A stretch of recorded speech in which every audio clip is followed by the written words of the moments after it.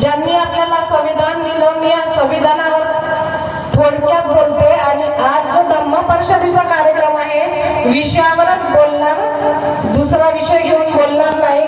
कारण सकाळपासून बिचारे महिला मंडळ बसलेले आहेत, त्यांचं सगळ्यात अभिनंदन. कारण की तुम्ही नसते तर कार्यक्रमाला काही अर्थ नाही.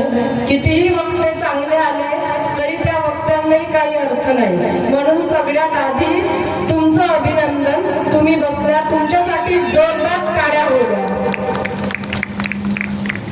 या ठिकाणी मंचावर सन्माननीय मंचावर उपस्थित सर्व मान्यवर. आता मी पण या ठिकाणी नवीनच आहे, त्याच्यामुळे मला काही 2-4 लोकांचे नाव माहित आहेत. आपल्या या कार्यक्रमाला ज्या अध्यक्ष म्हणून लाभल्या श्रीमती कांबळेताई, परत आपले मिलिंद जीवने सर नागपूरचे, 2-3 ओळखतात. आणि या कार्यक्रम ज्यांनी आयोजित केला, खरं तर त्यांची वय सर्व समितीची मला तर 50च्या वरच दिसत आहे, बघत आहे तर. त्यांच्या वयाचं बंधन पाहून किती स्वागत करावं माझ्याकडे शब्द नाही, पण अतिशय धन्यवाद. कारण की माझं वय 43 आहे, तरी लाई करणारी जी ऊन आहे ती ऊन पाहून मला असं विचार आला की खरंच नाही जावं. पण त्यांच्याकडे बघितल्यावर अशी ऊर्जा आली की गेलं पाहिजे.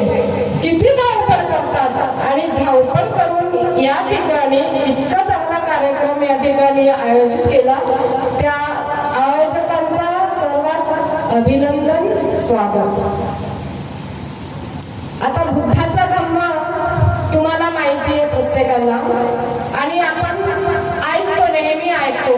कारण या ठिकाणी आधीच प्रास्ताविकतेमध्ये सांगून गेलेले आहे की बहुतेक 50च्या जवळ ह्या जागेला झालेलं आहे.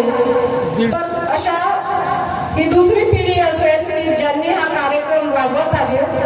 पुन्हा तिसरी पिढी युवा नेत्यांनी समोर यायला पाहिजे, यांच्या पाठीला मागे राहून शिकायला पाहिजे. आणि तिसरी पिढीने सुद्धा हा कार्यक्रम चालू ठेवायला पाहिजे, कारण त्यांच्याकडे बघितल्यानंतर खरंच ऊर्जा येते.